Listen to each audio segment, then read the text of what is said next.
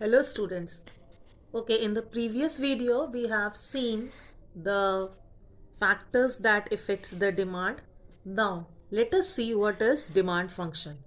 Now demand function states the relationship between demand and its determinants. Determinants means the factors that affect the demand. So the statement that shows the relationship between demand and its determinant, that is known as a demand function. Now we can see the algebraic expression of demand function. Dn is equal to f in bracket fn pn comma pn minus 1 y t e h y dash and g. Now these are the factors that affect the demand. Now dn denotes the demand functional relationship between its determinant. Pn is the price of a commodity, pn minus 1 is the price of a related commodity, y is the income of the consumer, t is taste and preference of the consumer, E is expectations about the future prices, H is the distribution of population or the size of the population, Y is distribution of income, and G is government policies. So this is how the demand function is expressed in the algebraic expression. Now next we come to the law of demand. What does law of demand states? Law of demand states that other things remaining equal, this point is important, other things remaining equal, the quantity demanded of a commodity increases when its price falls and decreases when its price rises. Okay, so this indicates the opposite relationship. Opposite means the inverse relationship. Other things remaining equal means that there is no change in the other factors that affect demand. It means there is no change in the income of the consumer, there is no change in the taste of the consumer, there is no change in the price of the related commodity. So there is no change in the other factors except the price. So if the price of the commodity falls, the quantity demanded will increase, and if the price of the commodity decreases, if the price of the commodity decreases, the demand will rise. Okay, so it states that other things remaining equal, the quantity demanded of a commodity increases when its price falls and decreases when its price rises. So it shows a inverse relationship. Other things remaining equal means there is no change in the other factors except price. Now let us see the assumptions of demand. The law of demand assumes that other things remaining unchanged. That is the assumption of ceteris paribus. Means there should be no change in the income of the consumer. Means the income of the consumer should not change. There should be no change in the taste and preference of the consumer. The price of the related commodity should remain unchanged. Means there is no change in the price of the substitute goods or the complementary goods. And commodity should be a normal commodity. Size of the population should not change, and the distribution of income should not change. So these are the assumptions of law of demand. Okay, now we have studied the law of demand. Now this law of demand can be illustrated either numerically through the demand schedule curve and graphically by the demand curve. मतलब कि जो demand schedule है, demand schedule हम numerically express करेंगे through demand schedule, or graphically it will be expressed by the demand curve. The demand schedule, what is demand schedule? Now demand schedule is a tabular statement that shows different quantities of commodity that would be demanded at different prices during given period of time. Now Shriya, it is a tabular statement. Tabular means it will be in a table form. It will be in a table form that shows the different quantities of commodity that would be purchased or demanded at different prices during a given period of time.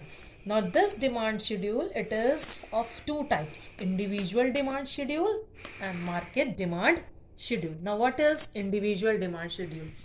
Now, individual demand schedule is a table which shows various quantity of commodity that would be purchased at different prices by the household during a given period of time. Means it is a table or a tabular presentation of demand schedule in which the quantity demanded of a commodity will be shown at different prices by single household, by the individual, by single person.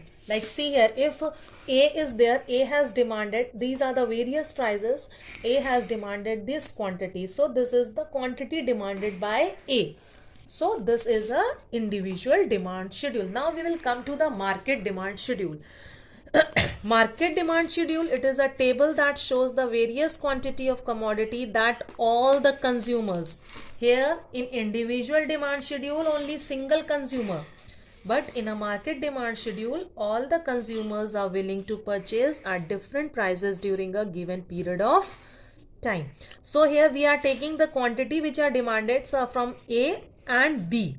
Okay, so these are the prices at which the quantities are sold, and these are quantity demanded by A and this is quantity demanded by B. So market demand schedule will be, we will plus these two quantity 1 and 2 3, 2 and 3 5, 4 and 5 9, 6 and 7 13. So this is the market demand schedule.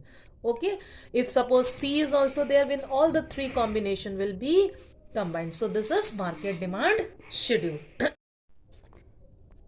Now let's see what is demand curve. Now demand curve is a graphical presentation of law of demand. Okay, it is a curve which shows different quantities of commodity demanded at various alternative prices during a given period of time. So when law of demand is shown by the graph, then it is known as the demand curve. Okay, now there are two types of demand curve: individual demand curve and market demand curve. Individual demand curve, it is a curve that shows different quantities of goods which a consumer is willing to purchase at different prices during a given period of time. Same as the definition of individual demand schedule, but here only the curve word you have to use. It is a curve that shows. So this is the curve. See here, there is an inverse relationship, as we know that in law of demand there is an inverse relationship. When the price is high, demand is less. When the price is less, the demand is high. So when an individually when a single consumer purchases a commodity and it is shown through the graph, then it is known as an individual demand curve. Next is the market demand curve. Now it is a curve which shows different quantity of commodity which all the consumers are willing to purchase at different prices during a specified period of time. So here see, two consumers are given, A and B. When we combine, it is a horizontal summation. This is horizontal. Horizontal summation means when you add it up. See here, this at 100 rupees the demand is 1, and here at 100 rupees the demand is 2. When you add this 1 and 2, we get 3. So the market demand at 100 is 3.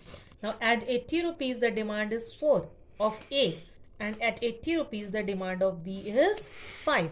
So the 4 plus 5, it is 9, and the market demand is 9. So it is a curve which shows different quantities of commodity which all the consumers, see A and B, all the consumers are willing to purchase at different prices during a specified period of time. So it is a horizontal summation of individual demand curve.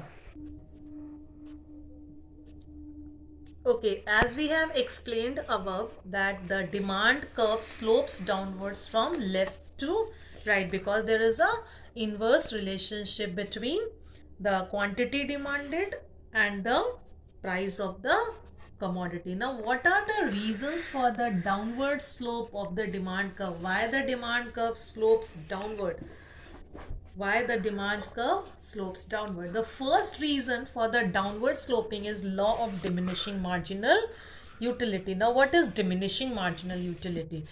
Diminishing marginal utility states that with an increase in the unit of a commodity consumed, every additional units give lesser satisfaction. Okay, means if suppose we are hungry, we are consuming the commodity, we are consuming 1 apple, 2 apples, 3 apple, 4 apple, the satisfaction which we are getting from the additional apple is going less. So when we are very hungry, the more satisfaction we get. When we consume 1 apple, we are somewhat satisfied, so we get less satisfaction. Then the third apple, again we are somewhat satisfied, so we get the lesser satisfaction. So as we consume more unit, every additional unit gives the lesser satisfaction. So a consumer will maximize his satisfaction when he equalizes the marginal utility with its prices. So where the marginal utility of a commodity is equal to the price, there the consumer satisfies. This we are going to study in the chapter consumer behavior. Okay, so when the marginal utility of a commodity is equal to the price, this is the where the consumer gets the satisfaction. So from this condition we assume that the consumer would purchase larger quantity of commodity only when its price falls.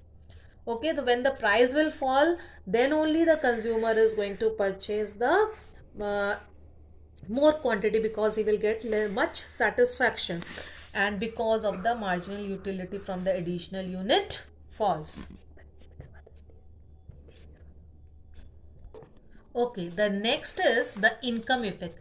What is income? A change in demand on the account of change in real income resulting from change in the price of a commodity is known as income effect. Now see here, change in demand. The demand is changing on the account of change in real income. Real income. Okay, actually the income of the consumer is not changing, but because the price is changing, price is becoming less, or big price is falling, because of that the consumer is saving the money, and with that money he is utilizing to purchase the extra commodity. Now see here, suppose a person purchases, a price of an apple is 100 rupees and he purchases 2 kg. So he is spending 200 rupees. Now if the price of an apple falls to 50 rupees, again if he purchases 2 kg, he is spending 100 rupees. Okay, so how much he is saving? 200. When the price was 100, he was spending 200 rupees. Now the price is 50, he is spending 100. Now how much he is saving? He is saving 100 rupees. This is real income. The real income is increasing. Actually the income of the consumer is not increasing, but because the price has fallen, and due to that the person is saving the money, this is the purchasing power is increasing, and with this extra money he can purchase 2 kg extra. So now when the price falls, the purchase is 4 kg. So this is known as income effect.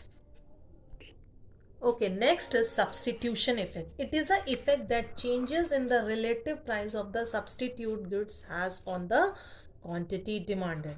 Now see here, if the price of a coffee falls, the price of the tea remains same, so the coffee will become relatively cheaper, so people will purchase more of coffee, so the demand for the coffee will increase.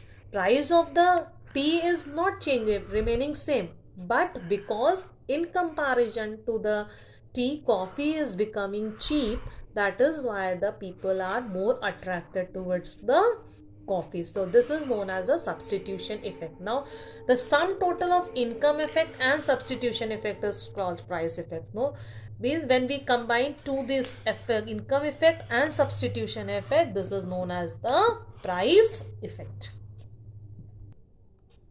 Okay, next reason behind the downward sloping of the demand curve is increase in the number of consumers.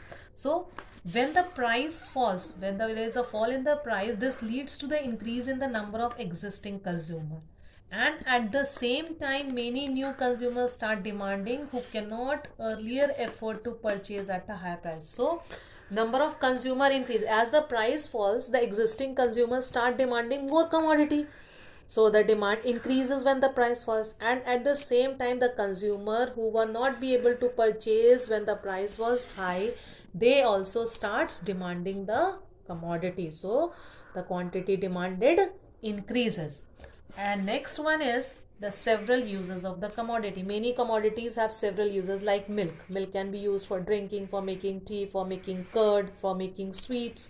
So when the prices are high, they are used for only more important purpose, like for drinking or making tea.